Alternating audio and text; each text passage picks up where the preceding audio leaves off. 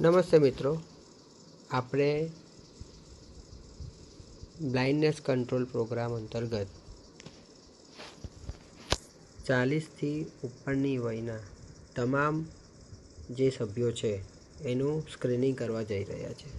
એના માટે આપણે આશા મોડ્યુલમાં એટલે કે આશાના ટેકોના મોબાઈલ એપ્લિકેશનમાં NPCB સ્ક્રીનિંગ નામનું મોડ્યુલ એડ કરેલું છે. NPCB સ્ક્રીનિંગમાં તમે જશો એટલે એ આશાને જેટલા આશા એરિયા આપવામાં આવેલા હશે એ અહીંયા દેખાશે. બધા ઉપર સિલેક્ટ કરશો એટલે બધા એરિયાના લાભાર્થીના નામ અહીંયા દેખાશે.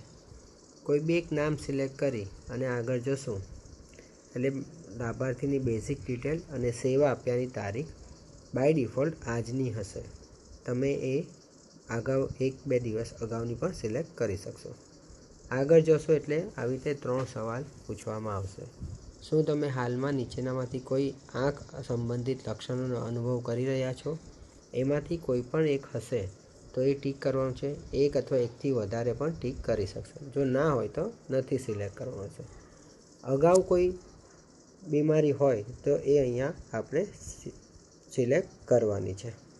નથી તો ત્રીજો સવાલ છે, કુટુંબમાં કોઈને આંખ અંગેની તકલીફ છે? જો હોય તો એ આપણે સિલેક્ટ કરવાની છે.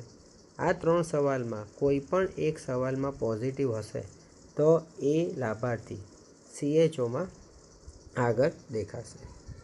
આગળ જશું એટલે ઈ ચાર્ટ કઈ રીતે જોવાનો છે એની સૂચનાઓ અહીંયા દેખાશે. હાલ એ અંગ્રેજીમાં દેખાઈ રહી છે, પરંતુ આશાબહેનોને એમના મોબાઈલમાં એ ગુજરાતી ભાષામાં વાંચવામાં આવશે.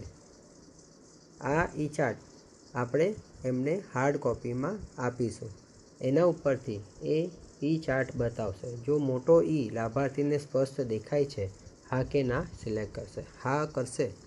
આગળ જશે એટલે નાના ઈ જે છે 4 આપણે પ્રિન્ટેડ કોપીમાં બતાવીશું અને એના આધારે અહીંયા જો 3 કે એનાથી વધારે ઈ દેખાતા હોય તો હા કરીશું, નહીં તો ના કરીશું.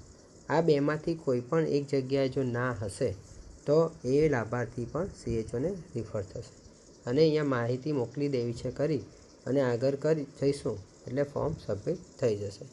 Thank you.